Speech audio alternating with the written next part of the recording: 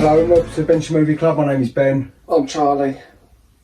And today we're talking about the 2024 film Speak No Evil, starring James McAvoy and some other people. Who are they? James McAvoy is the biggest name in it. Yeah. Well, first of all, do you know who directed it? No.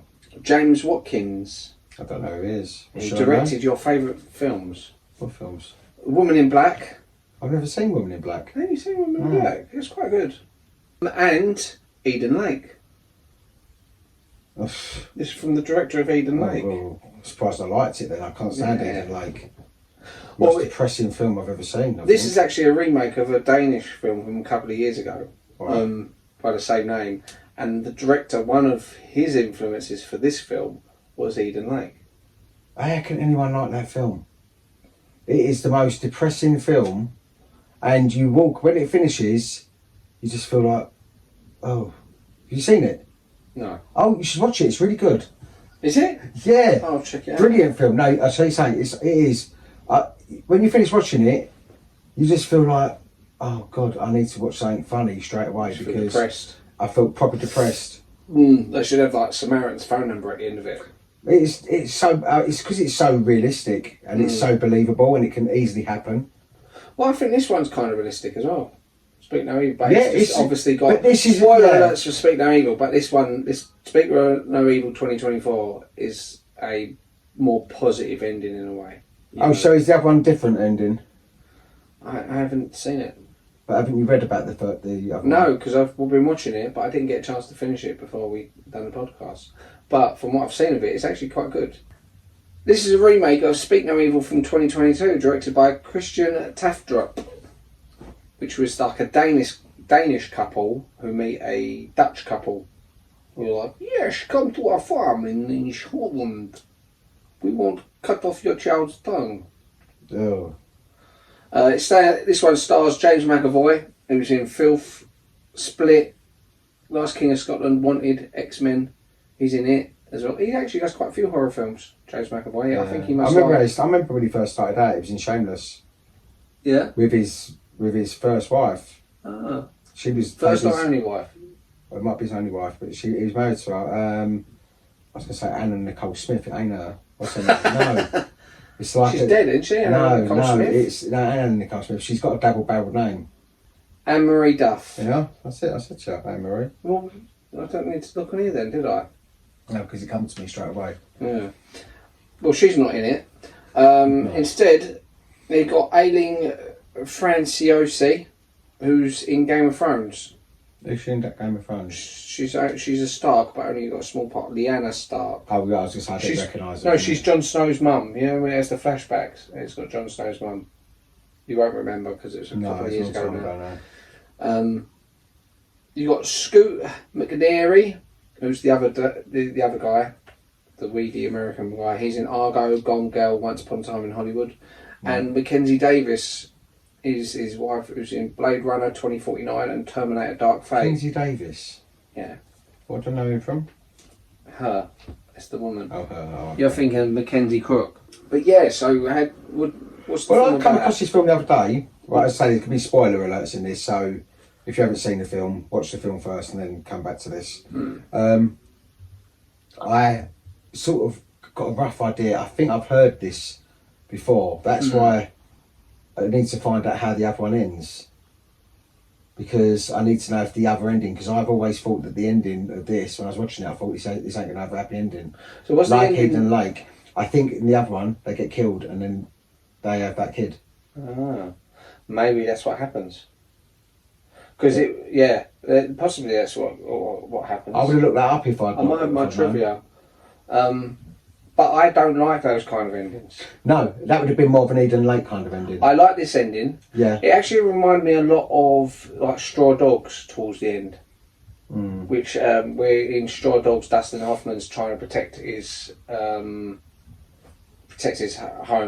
sort of like Home Alone style. It's infamous because there's a scene in it where Dustin Hoffman and his girlfriend his English girlfriend go back to their village out in Cornwall, whatever, and her ex-boyfriend breaks in while he's out hunting and rapes her.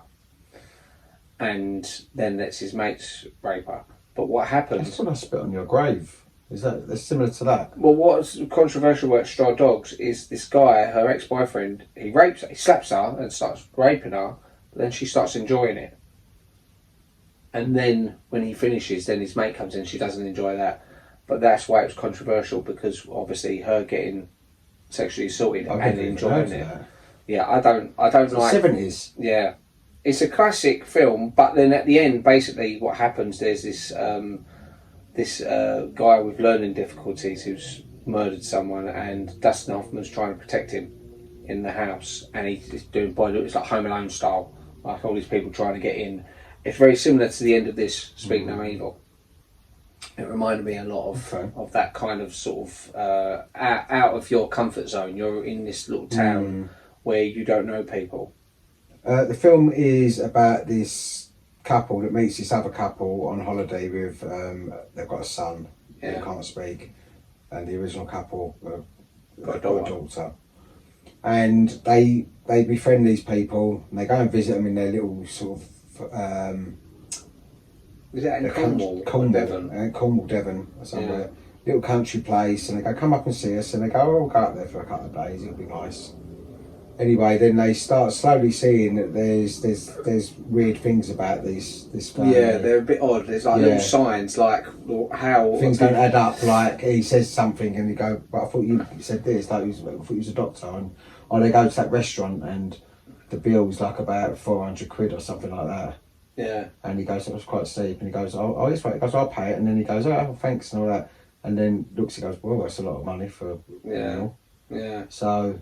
And also, like, just little things like she's pretending to give him a blowjob under the table, isn't she? And you start thinking, wait, is she actually doing that in front of them? And then they, we're only joking kind of thing. They do that quite a few times. Yeah, a lot of only joking kind of things. And she wakes up with the daughter in her bed. Yeah, I found it very entertaining. I think it gripped me the whole way through it. I kept thinking, they're not going to get away. Or how they're going to get away. It's like, oh yeah, they're going to get away, because they're sitting there. Because I thought, that stupid there's a bit teddy bear. Yeah. There's the bit with the... Yeah, but they wouldn't let them get away either way. No, but they've done something. No, but this is the thing. They got up there that morning. They was driving away, and she said, "I got my teddy." Well, that'd been like Lily and her duck. You'd have gone back for that. I would have. Yeah. And she would have been, and that's it. It's realistic, because this is the thing. When she said that, you think, but you know the film's not going to end there. You know, because if the film ended there, you'd have gone, "What a shit film." You need that extra bit at the end. But what I liked about those, I think he was great in it, James McAvoy. Yeah, he's very good. I mean, I like James McAvoy. This is not his usual kind of character, is it? No, but I mean, those are people who talk about. Have you seen Split? So no. Split, he plays. It's an M. Night Shyamalan film, which he plays someone with multiple personalities who's captured these women. It's like another sort of thriller horror kind of thing. And those people laud him and that, saying, oh, how great he is, how he can play all these different characters. And I thought, yeah, he's good in this. I think he's better in this film because it's believable. Because he's one of those people, he plays it just enough that you think he's pushing the boundaries about social, like what's socially accepted. You know, like how he's abusing the boy. He's going, no, do it again, do the dance again. And you think, you're awkward. You think, I can't really tell him how to discipline his own son, but look, mate, but go easy. He's a little boy. It was fast paced, the film, and I kept thinking, oh shit, what's going to happen now? Dad, what's going to happen? And then the other one comes in on it, the fucking bloke from the restaurant and all that kind of stuff. And but I thought the twists were good. I liked that. It turned out that the boy was just a kidnapped boy whose tongue had been chopped off. I thought that's horrible. And you see the pictures that have one before, and there's a picture of him with his mum and dad poking out his tongue. Yeah. And it's like... Yeah, and you think, oh God, horrible. It makes you skin. So how many families and kids have they killed? Yeah, and this is the thing, if it weren't for that bloody teddy bear, they would have got out of there, but that boy with the tongue thing probably would have ended up getting killed anyway. Yeah. Once they'd got ended up better in the long run, really. Yeah, because... But there was also, I didn't understand, one of the characters did confuse me was the woman that he's with. Was she supposed to have been a victim? Yeah, I think so. I think she was a previous victim who he's now groomed, and she's actually got like Stockholm syndrome. She actually has genuinely fallen in love with him, because there's one bit where she's going, no, I'm please help me, save me, don't leave me. But I was thinking, no, I don't trust her. No, don't trust her. Don't trust her. And I'm glad they didn't trust her, which was good, because that would have been frustrating. You'd gone, no, why would you trust that bitch? Always like the bit tiny. And he said, he goes, that's it now, because she's dead. He goes, I'll make her my new one, like their daughter. God, yeah. Innit? I'll kill you two, and that's it. I'll just make her be my new slave, and she'll do as she's told. Yeah. You know, imagine that as your parents. You're thinking, no, my daughter's now going to be God knows what. Yeah, groomed, and then he's going to be shagging her and everything. Yeah. Oh God. Yeah, it's horrible. But then luring people in to kill. Yeah. And that's the other thing. I thought, do you reckon they got their money back? Oh. You know, they transferred all their money over, didn't they, to his account?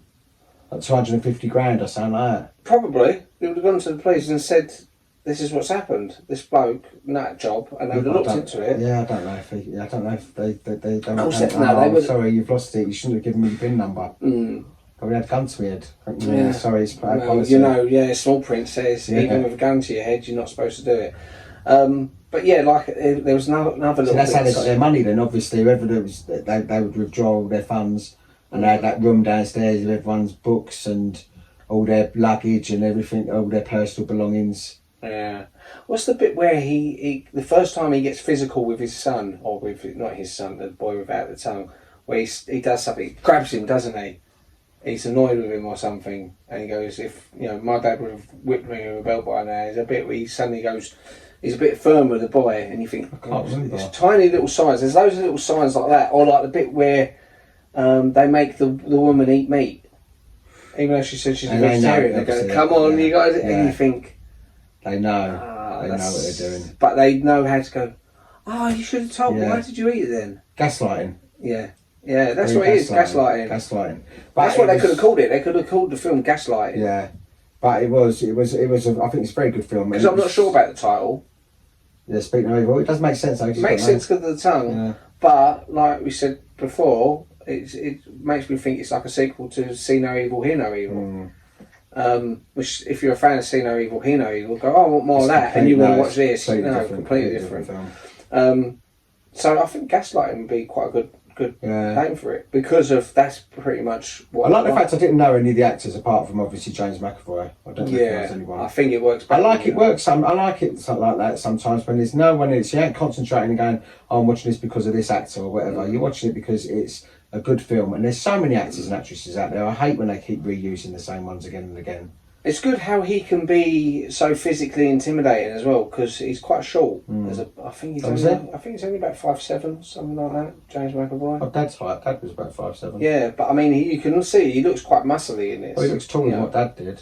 Yeah, but he like how it doesn't always matter how tall you are. So you can be intimidating. Look at like Joe Pesci in his films, or Robert Carlyle in Trainspotting. But I thought Bob Hoskins. Bob Hoskins. When he about 5'2". Phil Mitchell. No, he wasn't 5'2". He was taller than 5'2", wasn't he? Yeah. I'm thinking of Phil Mitchell. He's short. Is he 5'2"? He's 5'2". Who's 5'2", like a famous scary actor? Joe Pesci's 5'3". Oh, might be him then, 5'3". Joe Pesci's 5'3", but he always does really good. I think Bob Hoskins actually isn't that small. I think he probably might be about 5'10". No, he's not 5'10". Oh, yeah. He's shorter than that. Right. He's about 5'7", I think. But he's always done like quite good. Yeah. There's bits in it, and you think, oh God, I liked when he had to drop, and you think he's going to break his leg or something, and he does, doesn't he? When he drops from the roof. Yeah, but he had to. He had to do it to get the ladder. It's going to be like something like at a killer party. You know, the demon woman comes to pick her up from, then chucks off the building. That was satisfying how she died. Yeah. But yeah, I kept thinking, no, something's going to happen. Like, it's going to be like one of them horror films, like Eden Lake. Oh, like a horrible ending. If I'd known he's by the director of Eden Lake, I would have gone, I can't watch this. I'm not going to watch it in case it ends the same way as Eden Lake.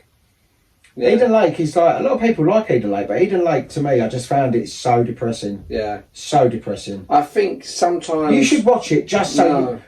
just so you can see what I'm talking about. I can picture it. I know. I've seen films like that. There's loads of films where it's got like house invasions and stuff, and some like snobby tough people. Look at you commoners, and they torture them and they get away with it and they're laughing about it. I think I like it some way around if them ones getting tortured instead.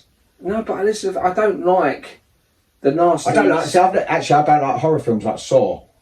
I don't like things with torture. Like Hostel, I think there's films. I don't think I've actually. I think I might have watched. I think I might have watched one Saw film. The first Saw was actually alright. I haven't seen any Hostel films, but I've heard about them. Is that when they do the centipede thing? No, that's Human Centipede.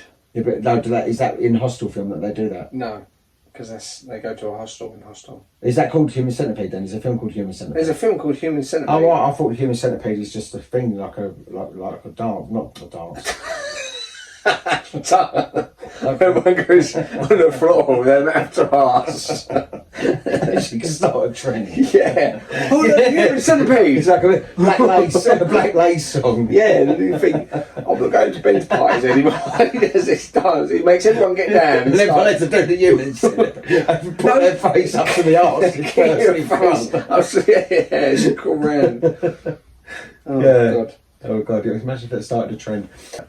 There was that torture porn thing of the 2000s where they'd done a lot of stuff like that, which there were things where horrible things happen to people, but if it's done in a clever way, like the Final Destination films, you like it. Yeah. You think, God, all that sort of thing wrapping around his neck and all these little feet and then burning. You think you like how it sort of builds up to it. It's clever, but things just. There's a bits in that Final Destination. You go, oh, that's horrible. But you watch it, where things like Hostel and things like that, they come across as though these are giving people ideas. There's people out there that are looking at, well, I'm going to do that to someone. Yeah. I'm going to lure someone in. And, you know, because there's so many sick people out there. Yeah. That people looking, going, oh, I'm going to do that to someone.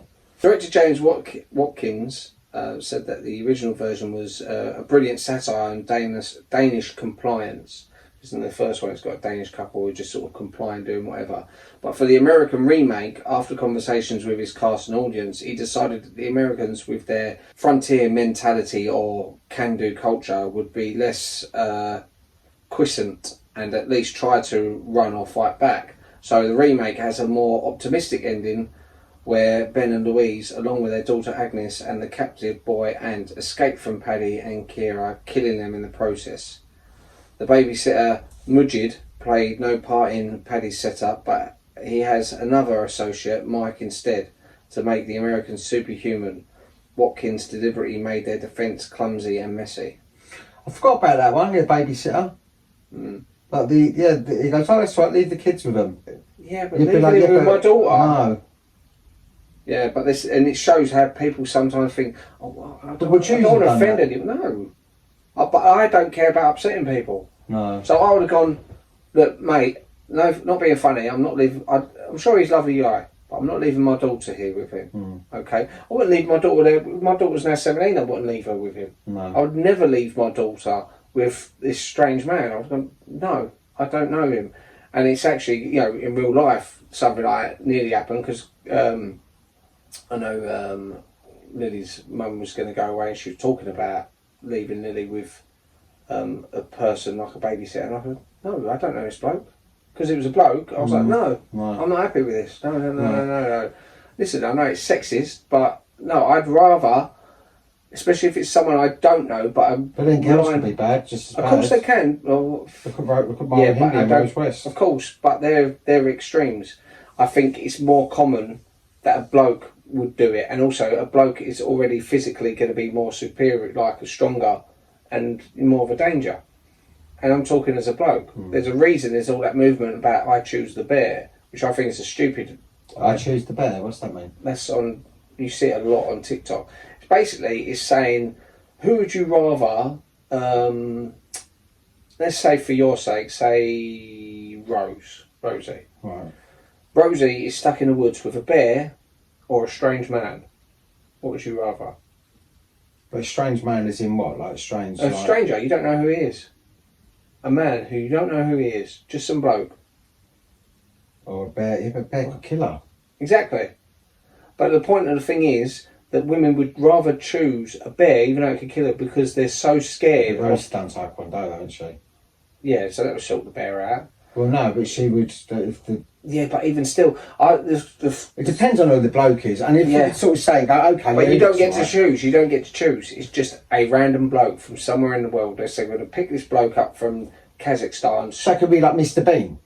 It could be Mr. Bean, or it could be like some like nasty bastard. It could be Leatherface. Yeah, it could be Leatherface. And you don't know what the bear's going to be. But it just shows the extent. Yogi Bear? The Or it extent. could be a killer bear, cocaine bear. Yeah, it could be Paddington. What would you then? Like regarding your daughter? I'd rather with a bloke. Because I know at the end of the day, a bear is almost guaranteed to kill her. you. Whereas a bloke, I still like to believe that the I vast think the majority of blokes and people in this world are good. It's just where the bad ones are so highlighted that you think, oh, it's all bad. Yeah. Because if you think the grand scheme of things, billions of people, right? And we hear lots and lots of horrible stories, and there's some nasty bastards out there because they are so grotesque and they're so like make the news and all this, and you hear a lot of stuff. But on the grand scheme of things, it is a very small percentage, and I do believe that, like for example, even if people could get away with stuff, I don't believe they would. No. If they was like, if you could kill someone and no one would find out about it, I would think a lot of people go, I don't want to kill someone. I personally, I don't like the thought of, even with stabbing, the thought of stabbing and that going into someone's flesh.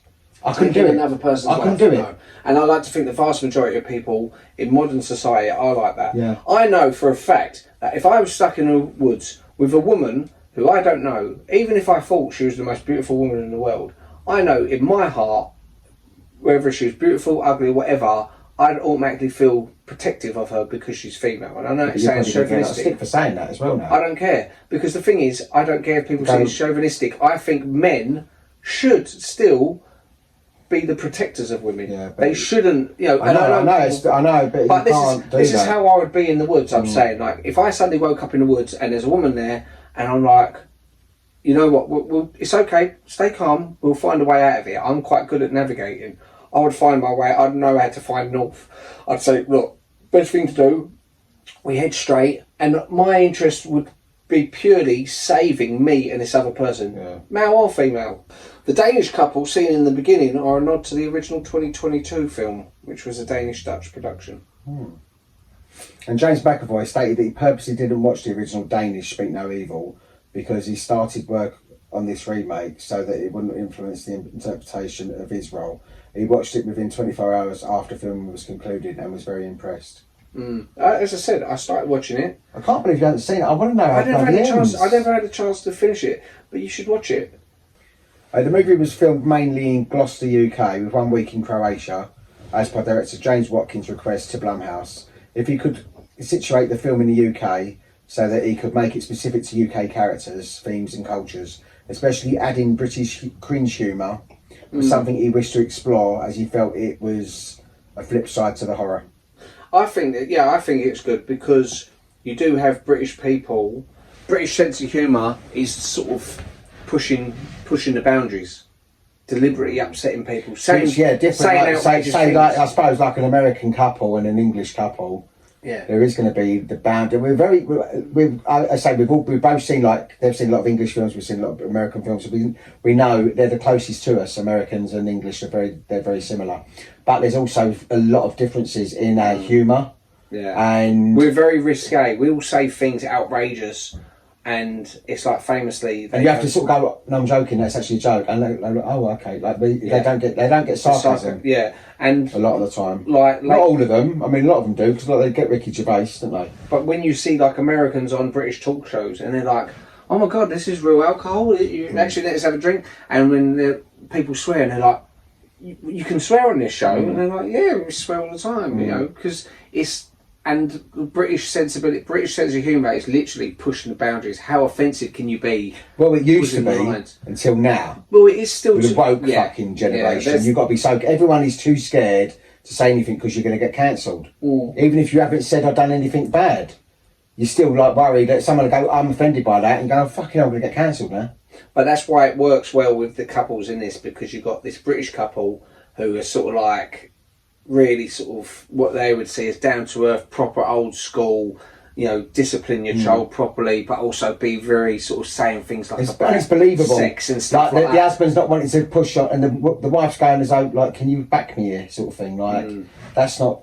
He's a bit intimidated. Yeah, I think he's sort of thinking, "Oh God, this guy's very sort of dominant, and I'm not." Yeah, and that's I think with his character, because then it turns out that the wife had an affair with a bloke, didn't it? Yeah. So he's sort of obviously a bit downtrodden anyway, and he's like... I like that bit when they're talking in the bedroom, and it's only when he moves you realise the bloke's standing at the door listening.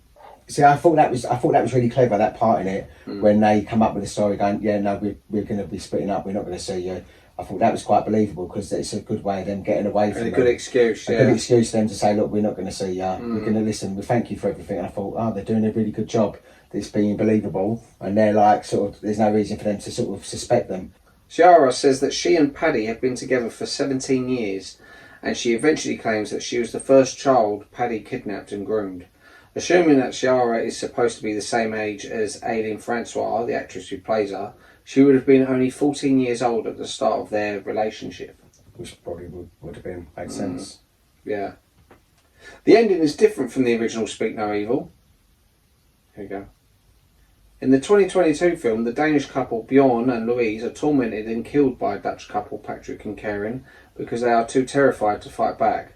The Dutch first kill their own mute son Abel and have Bjorn and Louise's daughter Agnes abducted by the immigrant babysitter Muhajid. They cut out Agnes's tongue and then keep the traumatised girl as their own stepdaughter, like Abel before her. Yeah, that's it. That's how I thought it ended, because I'd heard it before. Yeah, I'm not going to watch that. No, I knew that. I thought, oh, this has got a really bad ending, because I thought that's what it is. They cut the tongues out of the kids, and then that's it. They can't speak. No evil. Can't say nothing. They can't ask for help, and they're going to sit there and they're going to be very domineering. They go, oh, she don't mix well, or he don't mix well, and then they're going to do to the next person. You know, so they've seen their parents get Even killed. just reading that, I think, I had depressing. I'm glad I read that actually, because I'm not going to finish that film. That sounds more like an ending of like Eden Lake. Yeah, which is probably why they got that director on board. They thought, well, this is the kind of weird. No, but this ending is going to see. I was watching it going, this is going to depress me, this film, but it didn't, and that's what I actually liked. I did want a happy ending with this. I expected maybe one of them to die.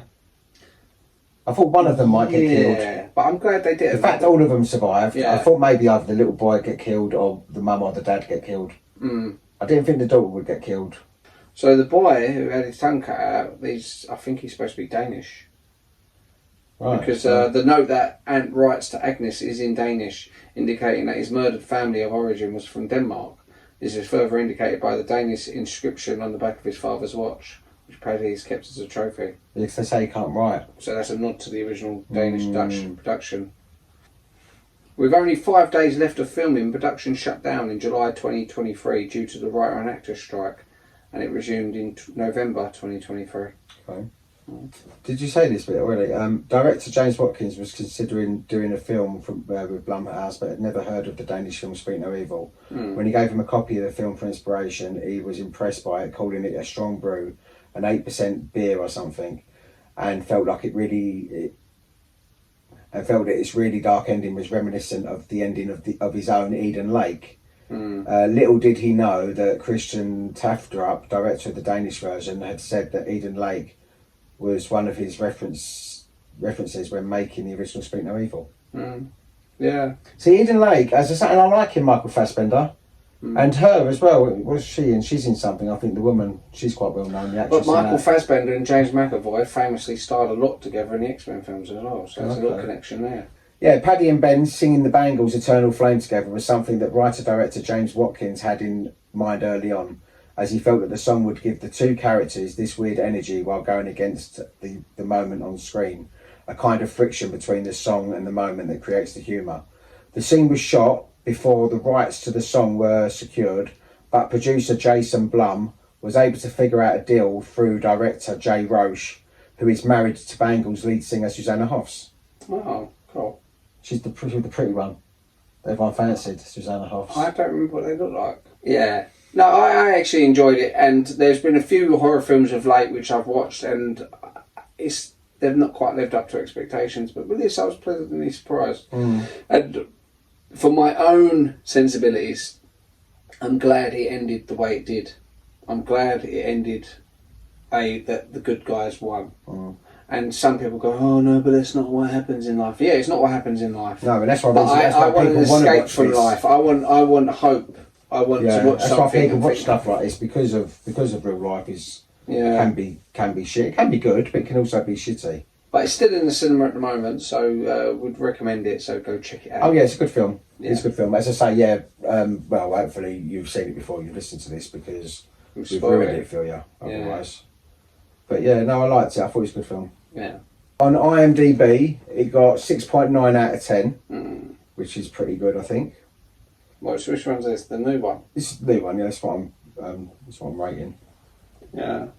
Rotten Tomatoes, it got 84% by the critics. Yeah. And 85% by the audience, so it's pretty good. Yeah. And the budget for this film was $15 million, and it made $73.2 million. So it's done a good return as well. So you said that the new one is 84% by the critics. Yes, 84% by the critics and 85% by the audience. See, the original one is 84% by the critics as well. Oh, okay. But only 57% by the audience. Right. Which makes me think that people in the real people, not those snobby critics, they want more upbeat. They want something. Go, no, I want hope. I want to know that it's not worth sort of just giving up. You know, and I think that's what the new one offers. Yeah. I mean, if you'd recommended the old one, I probably would have thought, oh, yeah, it's good, Ben, but it's a bit depressing. I don't want to come around now. I want to stay home and get drunk. Yeah. You know? So, No, yeah. all good. But otherwise, you know, it was a good choice. I like it. And It's something different, isn't it? As I yeah, say, and I will definitely watch it again as well. Yeah, I'd like to show Lily it as well. I'd watch it again. I'd watch it again. Yeah. Because I think it's good. It's good, the pacing in it, how it gets to the point. You could sense, I mean, straight away going in, you know that it's a thriller, a horror kind of thing, and you kind of know, well, obviously someone's going to be a wrong one. Oh yeah. But the little clues are done subtly enough that you can believe that they would still hang about. Yeah, because a lot of the time you'd be like, oh, you'd have been out there a long time ago. Yeah. Or you'd have gone, and it's like they do leave, and it's only because of this stupid fucking teddy bear. I've got to get it. I've got to get it. Now, if her parents had been killed, she'd have been for her life gone. Fucking let's go back for that teddy bear. Well, she'd think that. Well, anyway. she would have been thinking that because her mum and dad would have been killed, and she would have been his fucking slave. Yeah. Well, she probably thinks that anyway because where she made him go back, she thought I could have avoided all that trauma of running back, hiding in the cupboard. But as you said, she can also justify it by going, well, he survived. He would have died. The little boy. They would have drowned him. Yeah. Pushed him in the water. So. Yeah. Although, at that point, they know, don't they? They know that they're wrong ones anyway, don't they? Or do they? At that point. Yeah, but do they know that the boy's not there? I don't know. They don't know at that point. So when they first leave, they don't actually know that the. Yeah, but they'll be like, why have they left? Son. They go, something's gone on. And no, but I'm saying probably get rid of the boy. The American couple don't know that that's not actually their son at that point when they first leave. It's when they come back and the boy shows the girl the hut, the little flap, and says, "Look, here's the photo album and stuff," which is quite reminiscent of Old Boy as well. But serial killers do like the trophies and all that. Yeah. Of all the garments and stuff and all the belongings of the dead people. Yeah, it's sad that these kind of people do exist in the world. Oh, but yeah, and they continue to, but they are very few and far between compared to the majority of people. Majority of people just want to get on with life and have a decent, happy life. You could be an arsehole, you don't have to necessarily be a bad, evil person, do you know what I mean? You want to kill people, you know? But yeah, so that was Speak No Evil. Yeah, it was a good film. And I'm going to try, even though next week would be the last one, I'm doing a top 10 with Mike for Hitchcock's. I'm actually going to squeeze in another podcast. Me and Lily's going to talk about It, the new version of It. Oh, the new one. Well, we're going to talk about It Chapter 2, and we'll probably talk about the original 1990 series a little bit as well, because we originally was... What about It, the original film with Tim Curry though? What about yeah, that the original TV series. That was the 2-part drama. No, like Salem's Lot. That's not 1990 though, was it? Yeah. Oh, was it? I thought it was 70s. No. It was 1990. It was similar to like how Salem's Lot started off as a 2-part miniseries and has been made into a recent feature film. We thought we'd talk about It, how that was, because Lily really liked it when it first came out, the new one, and it was more about her embracing 80s culture. It's a bit of a silly name though, because it gets lost. Yeah. It's like that film ID. It's really hard to find my ID because it's I.D. You know, the film where he's the undercover copper. I definitely want to do a podcast on that. I love that. But it's hard to, like, people to go to type in ID. Well, I've got it on DVD. I know, but I'm saying to find it, it's hard to find because people go ID and It's just people forget the name. It ain't a very punchy name. Worst, but it's also hard to find. So if you're looking for a search engine, something like that. The worst one is a film I really want to watch is M. And it's So why would you call something like that? So then but I mean, it's you type in M and then it goes like all the other M things. Murder on the Orient Express and Made in Manhattan. And you think, I don't want to watch any of this. I want to watch M. Yeah. Anyway. Yeah, so thanks for watching. Yeah, thank you very much, and we will catch up with you next week. Well, Charlie and Lily will with it. Yeah. It. What? It. Yeah, it'll be good. What? No, I'm just saying it. It'll be good. Right, thank you very much. Have a good evening. See you later. Bye bye. You flipped out and tried to leave without saying goodbye?